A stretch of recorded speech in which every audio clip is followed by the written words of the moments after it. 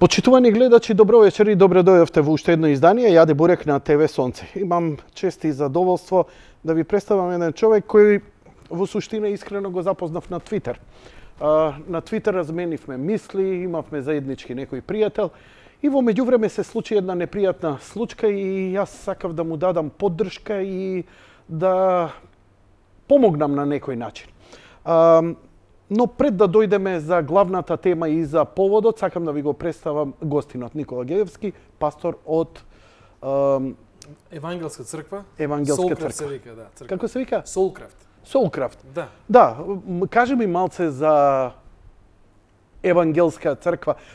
Протестантско-евангелска, тоа е исти наслов, запознај не малку. Да, во Македонија ние екзистираме како евангелски протестантски цркви. Добро. Се екзистираме повеќе од 150 години. Значи тоа се од некаде крајот на 19 век и до денес е историјатот на оваа црква. Како започнува? Започнува со Мистон? Мистон е, да, у оваа екипа е Мистон. Започнува со тоа што неколку американци ентузијасти чувствуваат порив дека да дојдат на овие простори. За нив непозната во тоа време отоманска Турција и сакаат да се запознаат со народите и сакаат да зборуваат за христијанството. Така се тие почетоци и на нивно големо изненадување разбираат дека тука христијанството постои малку повеќе од што постои Америка.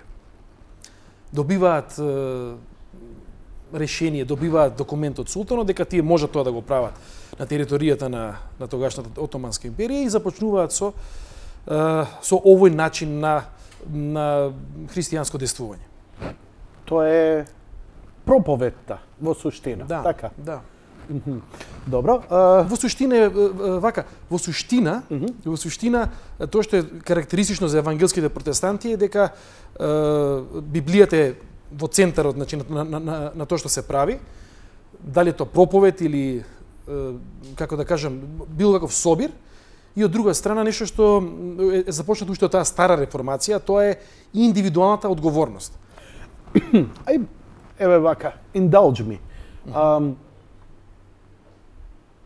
Еве ја ќе ти ја кажам теоријата на површното мое познавање за протестанството.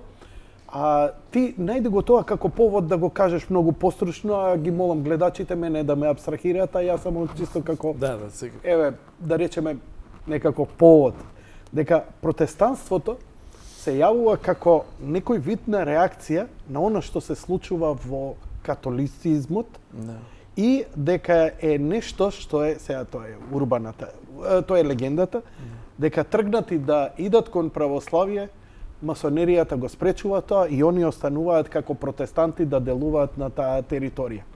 Така. Осеќам дека е крајно неточно, но ете, Добро, нека биде повод. Нека биде повод. Реформацијата започнува во повеќе држави во Европа во исто или слично време. Значи тука е Јан Хус, тука се Мартин Лутер, Жан Калвин во Женева. И всушност тоа е едно реакционерно движење, така започнува како реакционерно движење во рамките на католичката црква. Они се сите католици. Тоа што нив страшно им смета се злоупотребите кои што во тоа време се случуваат во католичката црква. Тоа е она цела приказка за индулгенциите, за документи кои што се издаваат за пари, со кои што се простуваат гревови. Слободно на широко говори. Да, значи интерес слушам. Значи тоа и секоја година нови давачки. Педантните германци претпоставаме кои што тогаш тоа ги изреволтирало, пресметувајќи дека тие дале веројатно премногу пари за тие проекти во тоа време и се акумулира едно незадоволство. Само што ние мора да разбереме дека реформацијата всушност во тој западноевропски контекст не одвоива од хуманизмот кој што се јавува во речиси сличен период. И во тоа време, да го наречам, едно издишано христијанство, преполно со суеверие, со злоупотреби по разни основи, во повеќе сегменти во Европа се постава прашањето што понатаму. Што понатаму? Не се гледа тоа христијанство во тоа време како адекватен одговор на времето во кое што се живее и заради тоа хуманизмот е еден одговор на на ваквата состојба. Горе-долу, ајде да се вратиме на предхристијанските времења, ренесансата, оживувањето на предхристијанските вредности и уметност и реформацијата која што вели дека за да се продолжи понатаму треба да се случи реформа во самата црква. Тоа е апелот на Лутер, тоа е апелот на Калвин, тоа е апелот на повеќе реформатори кои што се, да кажеме, актуелни во тоа време. И што тие прават? Тие се навраќаат на Библијата, која што веќе во тој период е, да кажеме, на ниво на некој магичен предмет. Многу малку луѓе знаат што во неа пишува, се употребува во она поширока литургија и идејата е дека добро е да се има монопол на тоа знаење, на таа книга и воопшто на христијанството, да се држат проповедите, да кажеме, на латински, да се направи на некој начин јаз помеѓу свештенството и народот, обичен народ, интелектуалци без разлика, и со самото тоа, оние кои што тоа го имаат како агенда, не велам дека тоа целата католичка црква, ама да се, како да кажам, да го злоупотребува тоа за некакви своји цели. Лутер како професор по теологија во тоа време и човек кој што бил исклучителен ум, интелектуалец, читајќи ја Библијата во оригинал, значи и на еврејски и на старогрчки, доаѓа до сознание дека после 1500 години, она што било христијанство на Исус, она христијанство на апостолите, станало речиси невидливо заради оние историски наслаги, заради наслаги на суеверие, наслаги на некои идеи кои што воопшто не кореспондираат со она што Исус го учи. И заради тоа Лутер, да кажеме, на катедралата во Витенберг 1517 година на 31 октомври, тоа е некој како датум дури прифатен за реформација. Повтори го датумот? 31 октомври 1517 година. Добро, благодарам. И закачува 95 тези и всушност ја повикува во тоа време јавноста да се дискутира во однос на овие негови 95 тези или забелешки кои што тој сака да ги обзнани пред тој аудиториум. Не наидува на добра волја и целата негова среќа е што во тоа време германските принцови го кријат на некој начин или го заштитуваат и му дозволуваат да влезе во еден таков разговор со тогашната католичка црква и да остане на тоа во кое што е уверен дека всушност реформата е неминовна. Тој е екскомунициран, односно отстранет од тогашната црква и на некој начин приморан да со тие што се негови следбеници, а веќе во Германија се голем број негови следбеници, да започне една нова форма на собирање и повик да се врати христијанскиот свет во тоа време, да се врати на изворите, значи на Евангелијата и на новозаветните книги, на она што значи Библија, и да се одново изфилтрира, ако можам така да го наречам тоа, христијанството. Во исто време таков процес се случува во Женева со Жан Калвин, се случува во Британија со Уиклиф, се случува претходно интересно во Чешка со Јан Хус, Холандија подоцна со Мено Симонс и ете еден, да кажеме, можеби за вашите гледачи оваа вечер, од таму произлегува тоа како да кажам, повеќе деноминационалност кај протестантите, затоа што повеќе такви движења се започнуваат во речиси исти временски период. Ти благодарам за овој историски вовед. Би требало од општа култура, ако ништо друго, да го знам. За жал не ги познавам добро работите и тоа е она ignorance is bliss, но се надевам дека сум доволно толерантен во животот за да можам да ги разберам и останатите, бидејќи колку и да сакаме ние да се задржиме, знаеш како, ја верувам не може да постојат 100 вистини. Може да постои една вистина. Но факт е ако Бог дозволил нешто да екзистира и такво ја не сум тој кој треба тоа да го елиминирам, нели? Едноставно, ја ако го работам тоа што го работам, моето или ќе се докаже, или ќе исчезне. И тоа е некој природен тек на работите како Господ ги поставил. Барем јас така мислам. Што се однесува до другото, она што не го знам е Како е поставеноста на црквата институционално? Католиците ги знаеме. Они, например, го немаат етнофилетизмот како што го има во православието. Македонска, бугарска, српска, грчка, турска и така натаму. Но од друга страна, они па имаат еден друг проблем. Они се, иако се централна, кај нив свештенството е ставено на едно тешко искушение. Кај нас свештенството во православието може да создаде семејство, а ваму е побарано на целибат, а да живее меѓу народи, им се случуваат работи кои на вистина само ретко кој посветен може да ги издржи човек. И затоа, нели, монаштвото е секогаш решение ако се иде во целибат и така натаму. Но еве ме интересира како е поставена протестантската црква. Так. Институција. Еве јас ќе зборувам за црквата на која што јас си припаѓам. Тоа е полниот назив Евангелска црква во Република Македонија.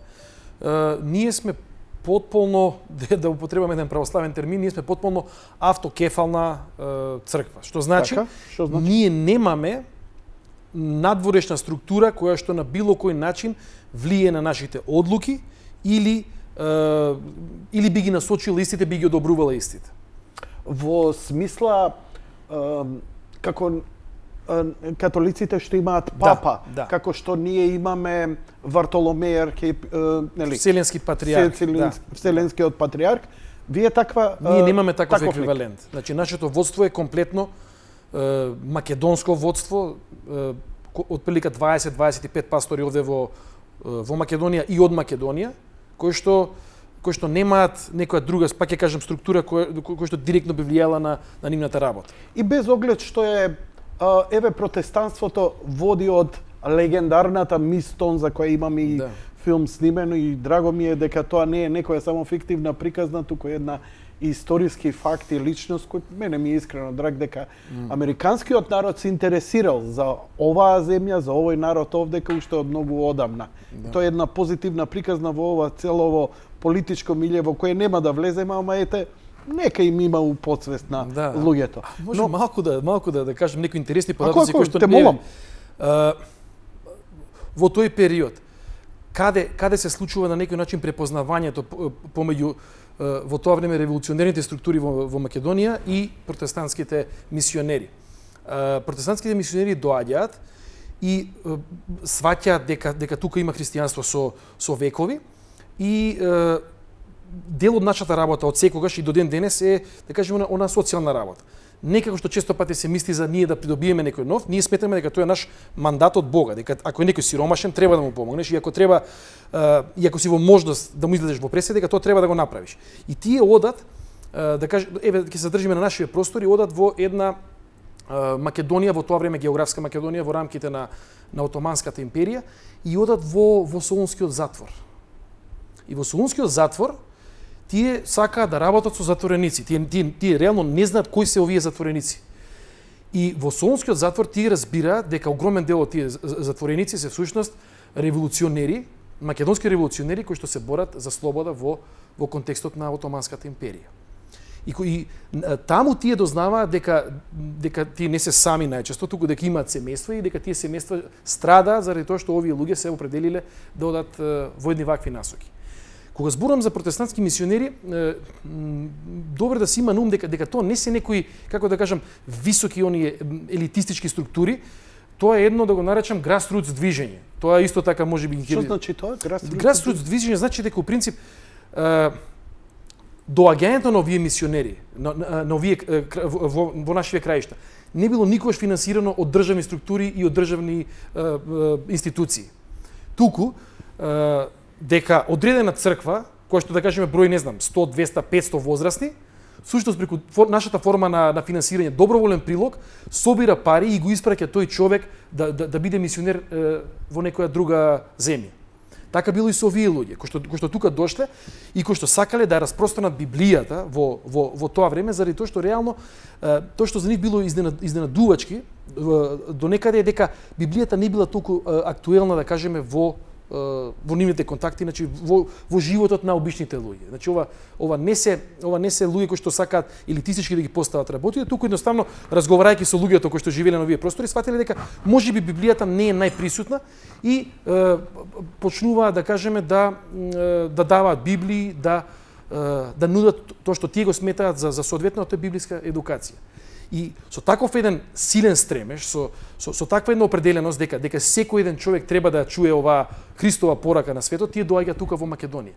Со тој импулс кој што тие го имаат, како грасруц, како луѓе кои што собираат пари еден од друг за да се купат Библии, за да се поделат Библии, одеднаш доаѓаат во контакт со старото ВМРО, со внатрешната македонска револуционерна организација, кои што во исто време многу слично функционираат. И разбираат дека ова се луѓе со поинаква идеја, ама дека на некој начин страст и импулс споделуваат. И започнуваат, да кажеме, со помош на семејствата, на овие луѓе. Струмица, која што е актуелна, да кажеме, секојаш ме прашуваат да не си од Струмица. Ја не сум од Струмица конкретно, ама вистина дека таму доста таму е, да кажеме, заедно со Битола во таа рана фаза, тоа се двете главни јадра, да кажеме, во оваа наша Македонија денес. И оно што е значено е дека така започнуваат тие први цркви во Струмица, во легендарното, да кажеме, едно село Колешино. Често пати се спомнува, не знам, село на 5 вери и што и да е. Еден ден доаѓа извини, Колешино, селото на сладките кифли, мислам. Да. Тоа е селото. Сладко село. Да те насмеам малце. Да. Знаеш ли како е што пише во главниот српски град за Скара? Лесковац. Добродошли у град козметике. Па таму е крката му се оние Лесковац таму и така натаму, нели, овие парадигми. Малце да се насмееме, убаво го спушти, убаво говориш. Сакам малце да те да те ресетирам. Знаеш што ми останува непознато? Дали во функционирањето, ете велите дека вие како протестантска црква не делувате централизирано, вие немате свој папа, врховен и така натаму. А и прво кажи ми што значи каплан и дали имате вие некоја иерархија во самата црква? Во црквите, добро, кои што имаат исклучителен акцент на локалната црква, за црквата е одговорен пастор. Некои протестантски цркви од постарите реформаторски цркви имаат некаква иерархија. Не мораш да дообјаснуваш, само кажи ми чисто да знаеме. Денеска, значи, имаме поручник, генерал, наредник. Нема, најчесто има пастори и старешини, да кажеме. Добро. И сега кажете ми, како сте усогласени со сите останати цркви дека тоа што го проповедувате вие унисоно, дека е исти начин? Предпоставувам дека ова не е чисто твој импулс, туку како ти си станал пастор, дали си отишол негде каде што си бил на некои советувања, семина, не знам, тоа ме интересира. Како црквата го задржува унисоното проповедање на нели, ако е све толку слободно и слободни ќели, може некому и пази, Библијата е толку суштествена да може многу лесно да се забега и да се тумачи вака или онака. Така. За тоа зборам. Значи, како го задржувате истата идеја, истиот тон и истата суштина? Па еве, например, суштината, која што е наша суштина, е суштина и за православната црква и за католичката црква, а тоа е Никејско-цариградското вероисповедање. Значи, не постои историски континуитет и не постои, како да кажам, христијанска правоверна основа, ако таквото верување на било кој начин се модифицира или се преиначи.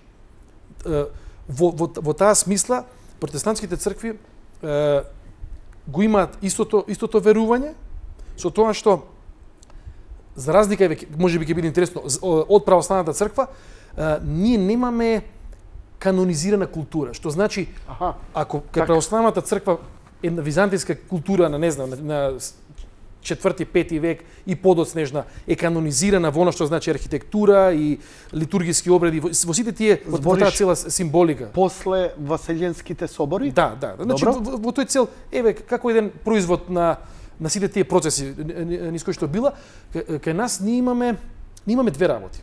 прва работа, евангелско-протестантските цркви сериозно веруваат дека црквата е живиот народ Божи и во тој смисол ние не зависиме од свети објекти.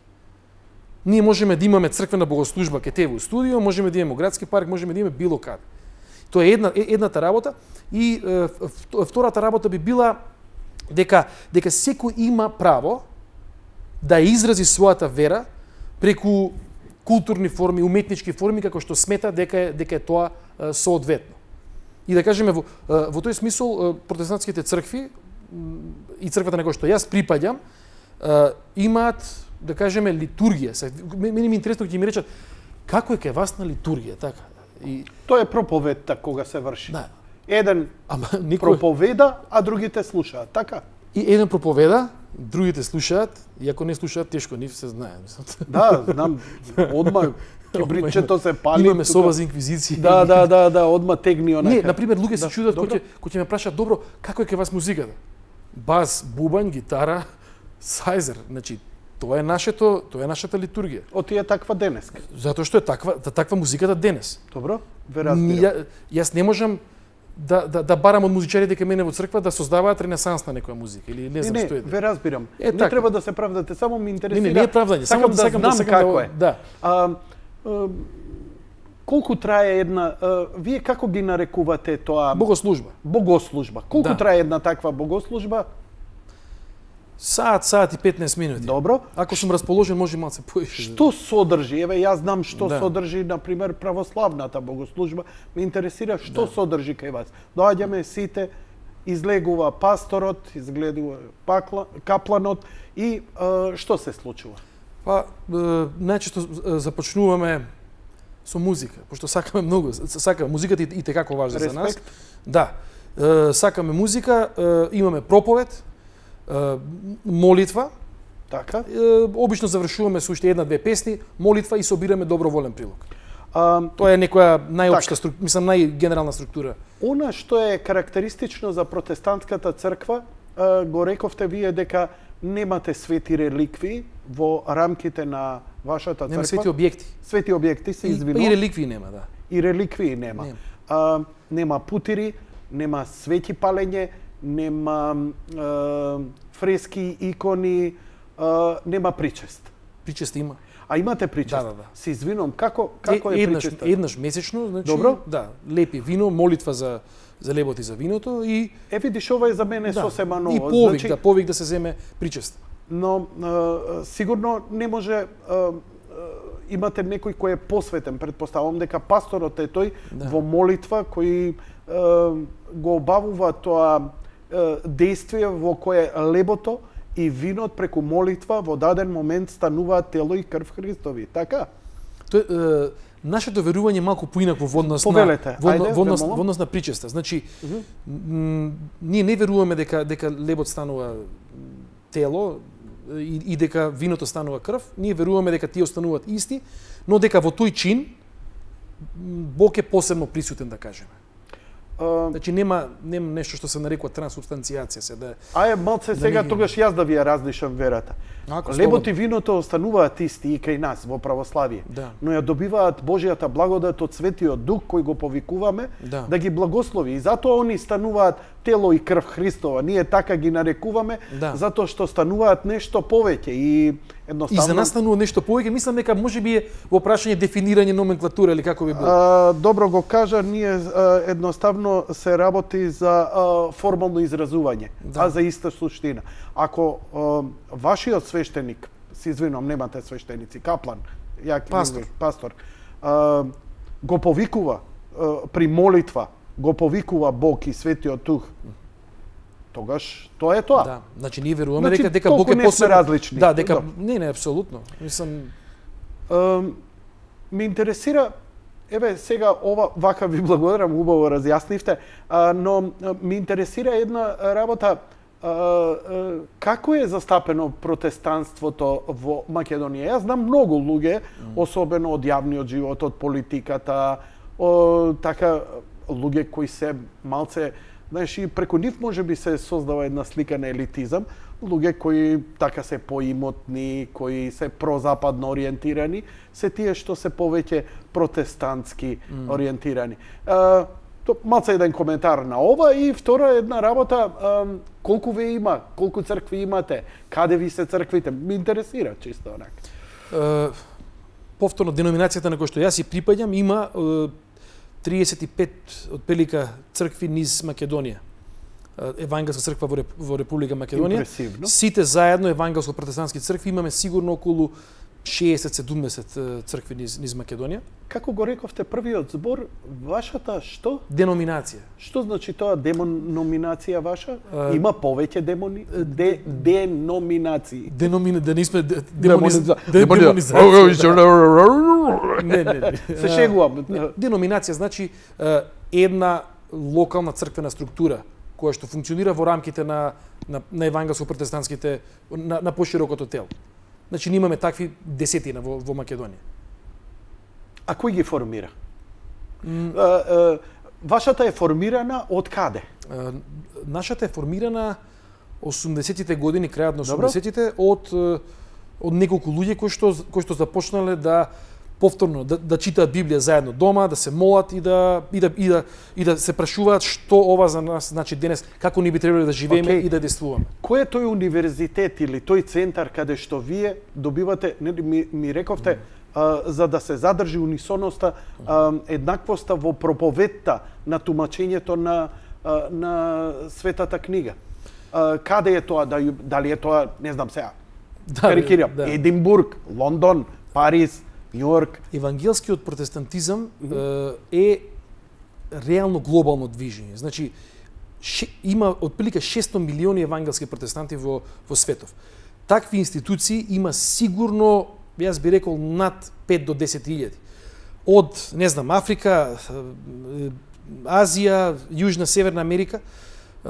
Така да, ние немаме повторно еден центар за верификација. Но каде едукацијата се врши? Секаде на тие места. Например, ние во Македонија имаме прв таков едукативен центар во... Тоа ме интересираше. Значи има едукативен центар. Има еден, го започнавме пред некои 3 години. Така.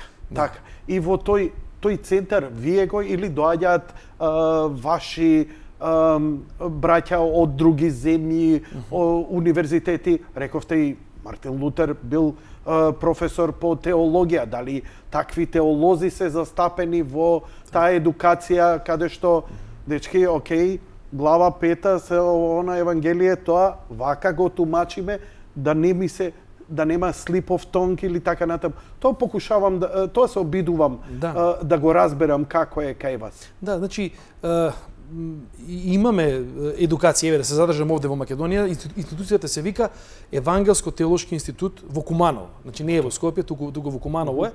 И таму повторно тој предавачки кадар е всушност сите сме од Македонија. Не дека имаме против нешто да ни доаѓаат и ни доаѓаат професори, значи тоа секако дека ни доаѓаат. Така. Ама имаме, морам да кажам, за една нова институција и млада институција имаме сериозен кадар. Имаме сигурно 4-5 доктори на науки, уште 7-8 магистри кои што се вклучени во работата на ово училиште. И кај нас имаме еден принцип, што е клучен принцип. Не е нашиот принцип еве го квадратот, научи ги овие 10 работи, сега само овие ќе ги зборуваш. Ние функционираме на принцип на препознавање. Тоа значи дека има еден цел процес кој што некого ќе доведе до тоа и тој самиот, ами црквата да одлучи преку препознавање дека тој веќе може да биде ракоположен за пастор. Тоа е подолг процес, значи тука нема повторно некои ригидни правила, 2 години, 3 години, 5 години. За некого тоа се 2 години, за некој може би 20 години. Дали вашето свештенство е во целибат или формира семејство? Формира семејство, не е тоа задолжително. Значи ние имаме и сингл свештеници. Оно што повторно ќе биде интересно е дека ние имаме и жени пастори во нашата црква. Значи всушност во основачите на Евангелска црква во Република Македонија имаме една исклучителна личност која што почина пред една година, жена, која што заедно со својот сопруг де факто се едни од тие 3-4 основачи на нашата црква. Така да немаме задолжителност во смисло на тоа дека некој мора да биде женет или мажен, или дека мора да биде сингл. Не, препознавањето се однесува на животот кој што една личност го живее и тој повик кој што црквата треба да го препознае во нечи живот. Добро. Кога имате потреба за поголеми институционални настани или градби, например, не знам, градба на црква и така натаму, самото членство, самите верници не се доволни да помогнат. Кој ви помага? Кому се обраќате? Дали тога се обраќате на вашите помесни цркви во земјата или се обраќате на сите цркви, па они одлучуваат? Каков е тој начин на комуникација, например? Во католичката црква е прилично централизирано тоа, во православието е исклучиво за жал по државна основа и ме интересира како е кај протестантите. Кај протестантите се сведува најчесто на комбинација на наши доброволни прилози кои што започнуваат со локалната црква, црквите во Македонија, и тогаш, ако има недостаток на средства, тогаш се покануваат наши пријателски цркви, поединци и организации да учествуваат. Ама секогаш ние започнуваме со тоа што собираме од тука. Тоа ми е јасно. Да. Кога има поголеми проекти, например, градба на црква и така натаму. Поголем проект, еве кажав, значи да кажеме кога ти би бил не знам, дали се обраќате на вашите во Америка? Да. Мислам, апсолутно. Ја имате таа комуникација. Имаме таа релација. Ама имаме, значи, повторно на партнерска, на пријателска основа. Што значи, кој да придонесе финансиски, во ниеден случај нема да ни ги диктира одлуките што ние ќе ги носиме и ќе има влијание на функционирањето на нашата деноминација. Тоа е од секогаш број 1 правило, значи. Секогаш може да биде на пријателска основа, дали се тоа пријатели од Германија, пак ќе кажам од Шведска, од Кина, од Африка сме имале, значи. Така да ние на тој начин еден од најпознатите македонци е покојниот председател Трајковски. Да. И он беше многу ценет и респектиран во светот и дури имаше анегдота дека он е и предпоставен на Клинтонови во тоа време, бидејќи беа во иста црква, но бидејќи заради хиерархијата. И таа комуникација не му успева на некој начин кај протестантите таа синергија што си ја создавате на сите можни полиња и во култура и во политика многу поефикасно, имам представа таква дека функционира. Па таа синергија функционира затоа што се заснива на нешто што е заедничко и се заснива, без да идеализирам, значи на отворени, на искрени односи.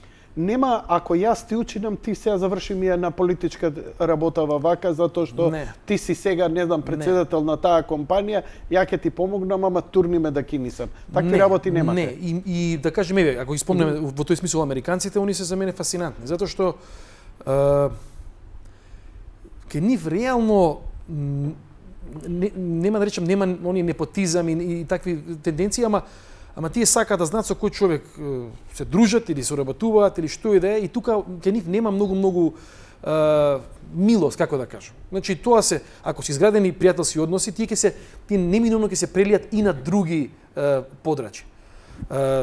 Американците во тој смисол ми се мене фасцинантни и една голема културолошка разлика помеѓу нас и американците.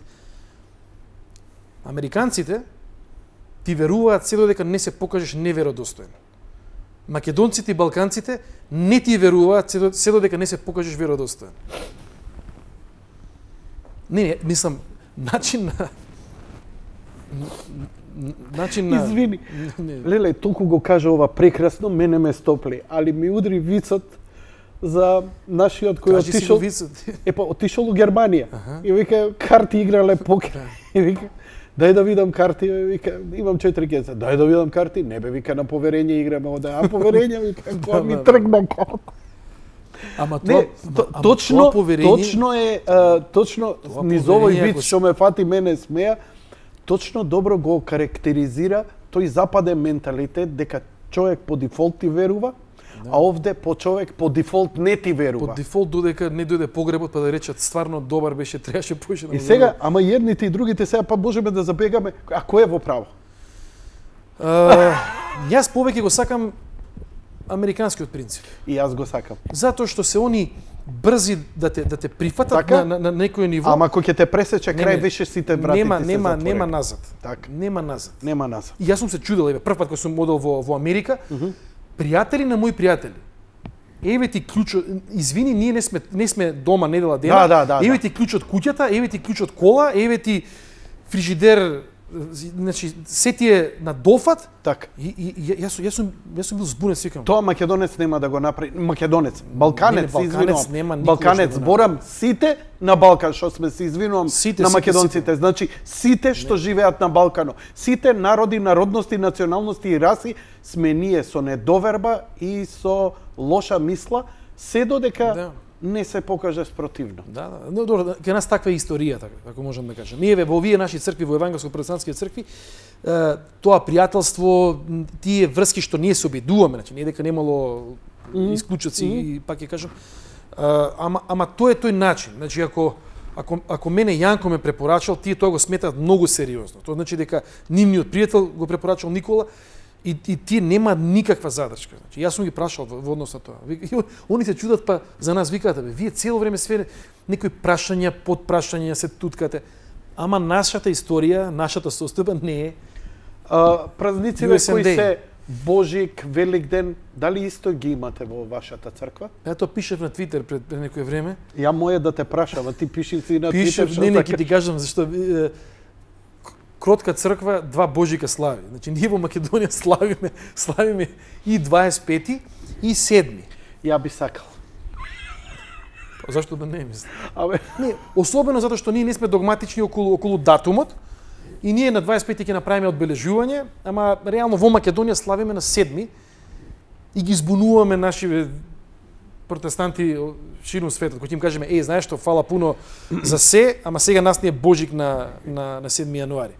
Ја подготвувам една моја колумна проповед, за која сигурно мојве, ајде да кажам, патриоти небањети ќе ме распнат на крст, каде што, нели, ако си верник, бидејќи ние на литургија, тоа ја да ви проповедам на сите три цркви, да ви кажам христијански, сите.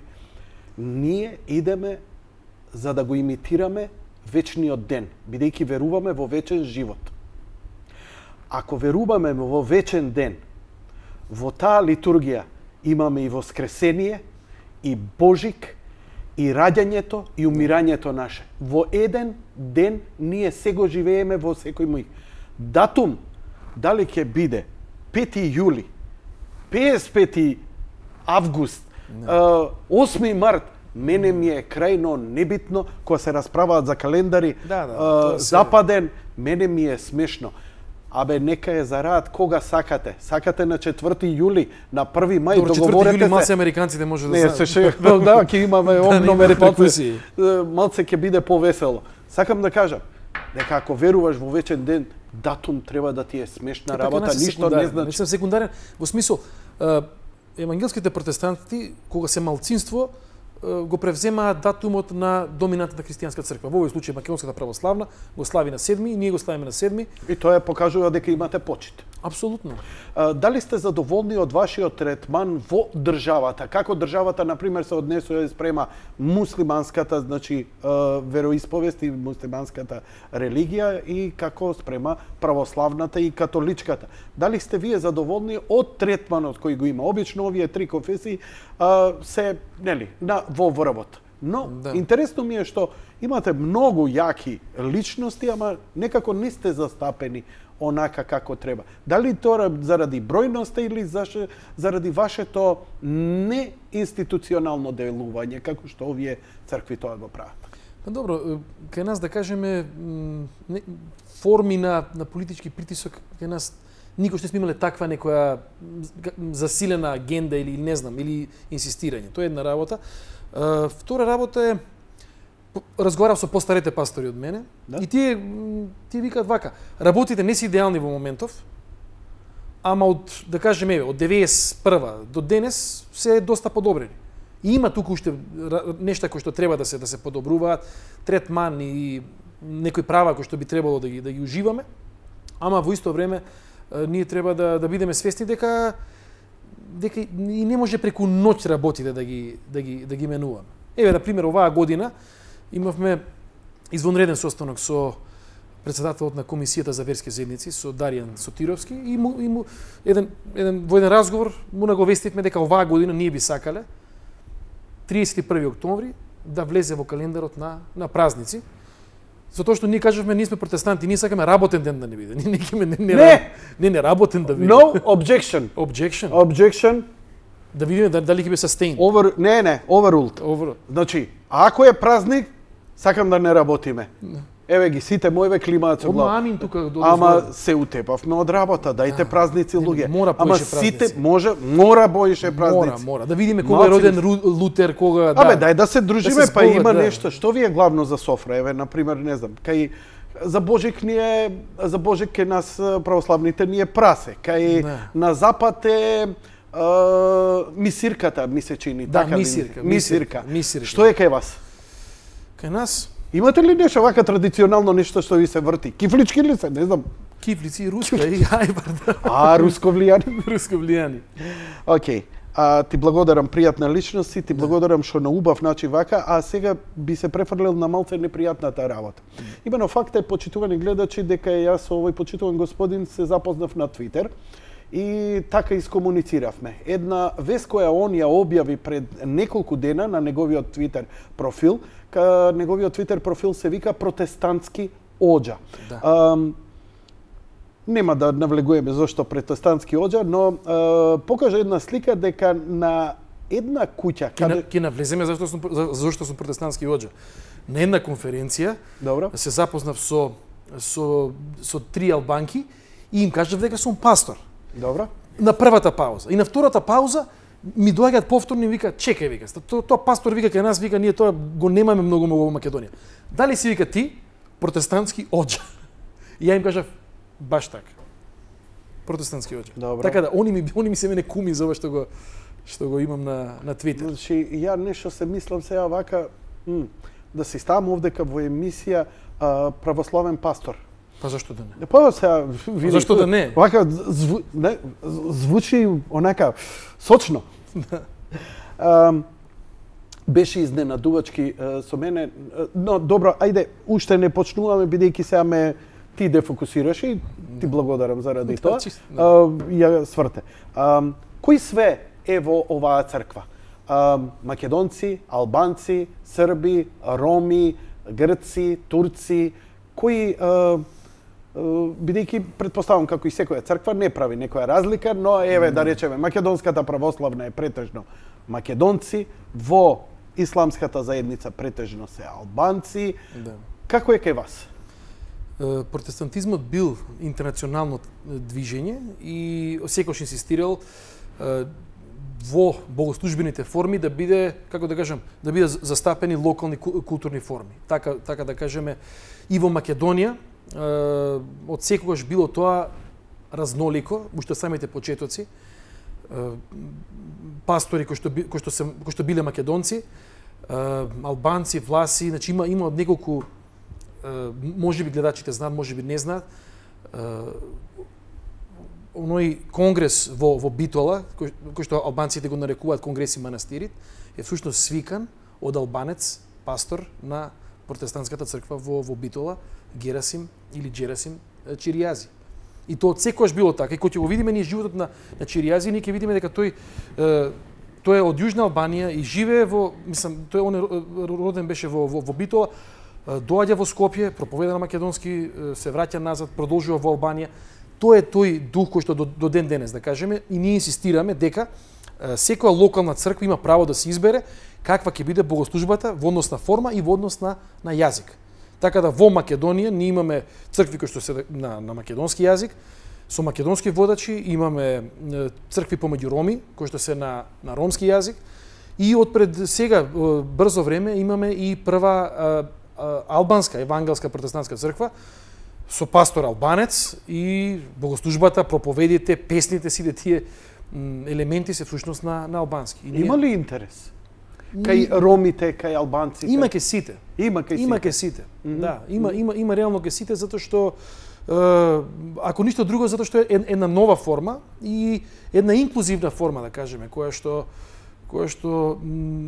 за кој што ти нема чувство дека сакаме нешто да им одземеме, во смисол, не знам, да се македонизираат или што е, туку им викаме, знаете што, се додека вие сакате вака да функционирате, ви имате комплетна слобода да вашата вера да изразите преку ваши форми и на ваш јазик.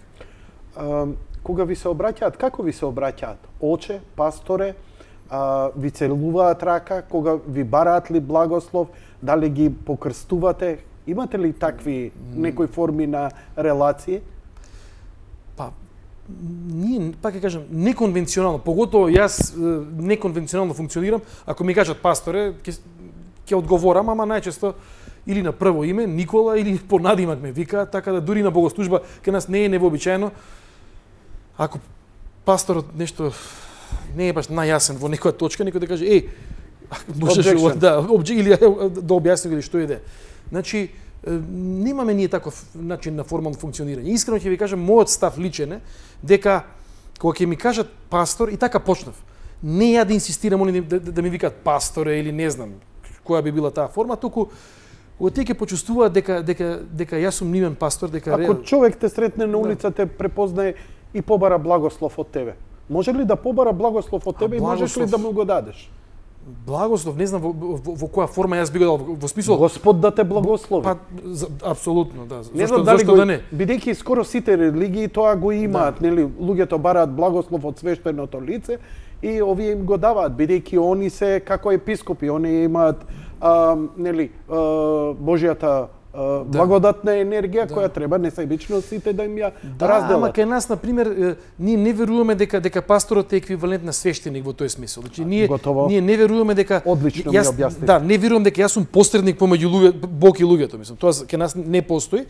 И тоа што можеме да направиме, најчесто луѓе доаѓаат кај мене или успут низ Скопјево, дали на разговор или ќе се молиме заедно или некој читаме заедно Библија, Нов Завет без разлика стар. Ама не е тоа дека јас сум тој кој што еманира благослов, мислам, кој што ти не може да го добијат. Напротив, заради тоа протестантизмот започна како се започна и се развива како што развива. Секоја индивидуа има право да се моли, да чита Библија и да биде едноставно во заедништво со Бог и со луѓето без посредници. И верата кај нас е индивидуална одлука. За да го илустрирам тоа, ќе кажам, например, имам керка ми е 13 години, керка ми се уште не е крстена. Керка ми не е крстена и нема да биде крстена се додека таа самата не каже јавно пред црквата дека сака да биде следбеник на Христос и дека верува во Бог. Нема по автоматизам, а поготово не по автоматизмот кој што би гласил татко е пастор, ајде керката да се крсти. Не. Јас кога ќе дадам повик кој сака да се крсти, да почнеме со подготовки за крштевање, керка ми неколку до сега, во овие неколку години, доаѓа ке мене и вика, тато, ја не мислам дека треба да се крстам. Ја викам, само ти тере. Мислиш дека дете може да има толку рационална одлука, толку младо? Знаеш, ја сметам дека децата треба да ги крстиме, па они нека се откажат од верата. Затоа што ние бараме Светиот Дух, го повикуваме со крштевката да влезе, и Бог да им додели ангел, пазител до крај на живот. Затоа го бараме ние и инсистираме што е можно побрзо да ги крстиме децата. Затоа мој совет е што побрзо да се крстат деца, а после по слобода, бидејќи секој може да се откаже. Ја мислам, тоа е мојата верзија. Не, ворете таа верзија. Само што ние не ја практикуваме во таква форма. Треба. Се шегувам, се извинувам. Јас ве молам да ме разберете, не омаловажувам никого. Сепак е ова јади бурек и сакам малце и на шега некои работи и некој крајна почит имам спрема и господинот и спрема вашата вера. Она заради која ве викнав е една непријатна работа. Прво, за да почнеме, како се однесуваат луѓето кои не се од ваша вера спрема протестантите и протестантската црква? Дали генерално имаат еден позитивен, добар пример, како сте веќе 130 години овдека на овие простори? Тоа првин, да го елаборираме пред да идеме за непријатните работи. Вака, протестантизмот, да се навратам историски, се појавува во Македонија кога целиот Балкан е едно да го наречам трустно верско подрачје. Тоа е времето на големите верски, христијански, за жал, пропаганди. Тоа е времето во кое што веќе верата и религијата до толку се спојуваат да луѓето, верата станува чинител на раздори, на сериозни раздори, исто како што Европа сериозно крвареше заради тие. Апсолутно. Не, јас само зборувам за да не спомнувам Вартоломејска ноќ, да не спомнувам Мирска. Не, 100-годишни војни имаат протестантите. Так. Значи тука ја не сум романтичен идеалист по прашање на историја. Само кажувам дека тогаш се јавуваат протестантите и перцепцијата која што јас можам да се огледам и до некаде да оправдам е дека ова мора да е уште една странска државна пропаганда која што нас сака да ни нанесе зло на овие простори. Зашто се јавува во таков историски контекст. После 130, 150 и повеќе години, мој впечаток е дека заради лични контакти најповеќе, заради функционирање во општество како што ние функционираме и како црква и како поединци, постои одреден, да кажеме, се појавуваат анимозитети, се појавуваат притисоци, особено во 90-тите. Јас лично сум имал притисоци од моите родители и од поширокото мое семејство. Ама сега тоа некако се стишува. Немам такво чувство дека се толку сериозни притисоците како што беа, да кажеме, во 90-тите години. Што се случи пред некој ден? Во село Чифлик, каде што е одговорен мојот колега и драг колега и пастор Венцо Наков, после негови неколку пати пријавувања и наговестување на полицијата дека има закани, дека има навестување за нешто вакво како што се случи. Не знаеме се уште точно кој, ама фрли се запалеви некои материи внатре во црквата, една или две простори се изгорени и на фасадата на црквата е напишано Чиста Македонија. На кирилица. На кирилица. Каде се наоѓа село Чифлик? Тоа е Кочанско село. Кочанско село. Да. Дали и порано имало такви ајде да речеме недоразбирање или тензии меѓу протестантите и локалното население? Се јавувале тензии. Да кажеме, ако тоа во времето на комунизмот беа притисоци државни, притисоци врз против религија генерално? Генерално. И до момент, ова морам да го кажам, знам за сигурно еден пастор кој што во 50-тите години е убиен од тогашните структури. Значи тоа е заради верата, конкретно убиен од УДБА. Да. Така. Да. Значи, ако тогаш беше така, од 91 наваму тоа се повеќе притисоци на некој лично ниво во одредени контексти каде што, како да кажам, луѓето сметаат дека е незамисливо некој да биде дел или како што ние знаеме да кажеме да оди во ваква евангелска протестантска црква. Имало притисоци, имало закани многу често, ама тие нас искрено не поколебале. Ова е нешто што е подрастично, ако можам да кажам. Ова е нешто кое што мене лично ме изненади. Знаев дека мојот колега Венцо Наков има такви притисоци. Знаев дека за жал не се превземаат оние соодветни предострожни мерки и ескалираше пред 4 дена со тоа што, како што кажав, 2 простори се опожарени и напишано е таа Чиста Македонија. Ова е сериозен инцидент. Палење на верски објект е работа. Јас само не знам како не одекна малце по-широко, CNN, BBC и така натаму. Ке беше голема брука за земјата и државата. Дали има некаква реакција од државата, партиите, од структурите, институциите на државата? И дали е нешто преземено и што може да се преземе? Знам дека има известување. Председателот на Евангелска црква Мирчо Андреев испрати допис до Комисија за верски заедници. Конкретно што се прави во однос на истрага не знам. Искрено ќе ви кажам, нашиот став, оправдано или неоправдано бил, не сакаме Македонија да биде во медиумите, особено во странските медиуми, заради вакви случувања. Не, ама знаете зошто сакам да биде? Тоа не бил никогаш нашиот став. Бидејќи за жал Македонија функционира на таков надворешен футбол. Значи, јас сметам дека може да се направи ако од Кале, од Лондон, од Берлин, од Париз, се свртат телефони и му кажат: "Ало бе, црепо едни, дај бе срамота е ова што правите таму."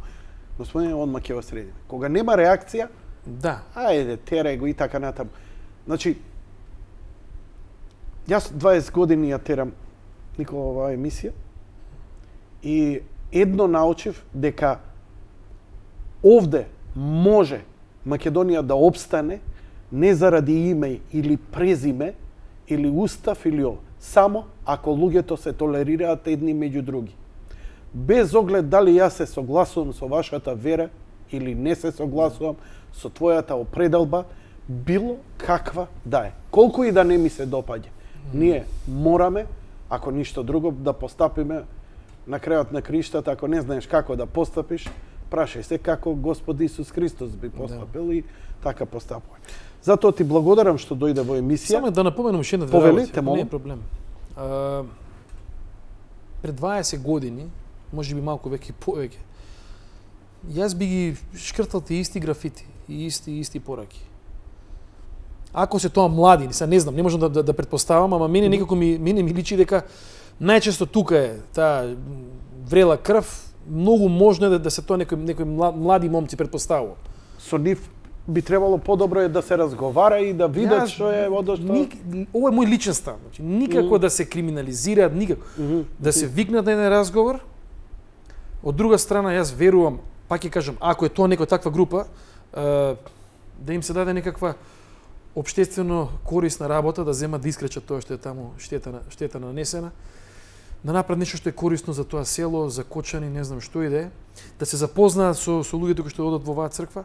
И сметам дека можеби, особено ќе кажам ако се млади, ако се веќе повозрасни треба поинаку да се третираат работи. Ако се некои млади деца да ги наречам 18, 20, 25 Да години, не ги криминализираме. да, ја не би го правил тоа, никако не би го правил Така тоа. треба. Би сакал да ги едуцираме, би сакал да седнеме на едно кафе со нив, мислам да седне Венцо Наков е фантастичен човек во Кочани, знам дека ќе сака да седне со нив, да земат да искречат малце, да снег малце да исчистат во селото, во Кочани. Значи, сигурно нема да ги бркате, да ги тепате, да ги апсите. Тоа не е наш стил, значи искрено до сега тоа никош не сме го правеле. Сакаме од еден ваков настан да видиме што може да се извлече позитивно и за овие, пак ќе кажам, ако се тоа некои млади. Не разбирам што би била чиста Македонија кога ти си македонец. Па чиста Македонија вака, ја да кажеме помеѓу другото, Тоа е класичен фашистички. тоа е фашизам. Чист фашизам. Тоа е фашизам. Тоа е оној Мусолини, хитлеровски фашизам, чиста Германија, чиста Италија. Ова не е ништо поразлично. Тоа е фашизам, ама Ако и тогаш едва и профункционира, па денес ли на оваа телекомуникација и сообраќајна и чист дигитална, македонски интернет, да. тоа е нонсенс. Нонсенс. Нема кажам дека ги разбирам затоа што растен сум во Скопје, во дел од Скопје, каде што започна овие навијачки групи и знам кај не носеа постарите и знам што се правело на такви. Не сум бил дека хулиган, ама во такво мало сум растен у Скопје. Јасно како може да бидеш поведен. Јасна ми е логиката, затоа што ако живееш во Македонија денес, кај што немаш реална перспектива и кај што немаш некоја надеж што ќе правиш со себе, ако немаш опции, многу лесно некој може, особено во тие млади години, да ти инструира и да ти каже и да ти го посочи виновникот. И она може да бидат виновници, не знам, овие или оние групации.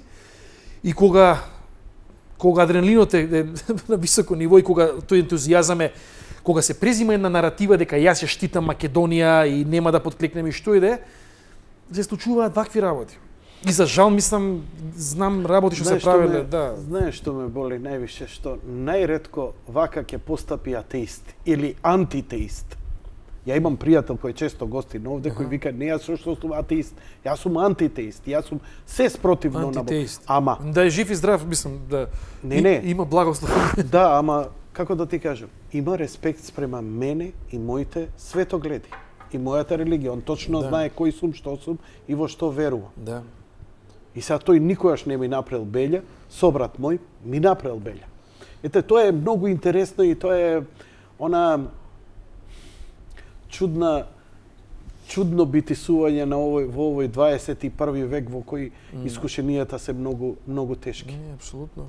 Имате ли исповед? Разговарате ли посебно или се тоа некако колективно? Не, имаме и посебно. Значи имаме форма на исповедање. Зашто зборат луѓето? Што се, не да ми откривате нивни, него генерално, дали се тоа екзистенцијални, емотивни, религиозни, духовни проблеми, што е она што современиот човек, млад човек или верник денеска го мачи по вас? И тука да завршиме. Да. Верници, или би рекол луѓето кои што се дел од црквата кој што јас ја водам, се истечок од нашето општество. Че ги мачи екзистенција, ги мачи перспектива нивна, на нивни деца, ги мачат понекогаш големи дилеми, ги мачат дилеми кои што се, ја би рекол, чисто теолошки дилеми. Значи, ако е Бог добар, зошто ова зло кој што го искусуваме? Тоа е прво ниво. Да. Ама реално, тоа е првата скала.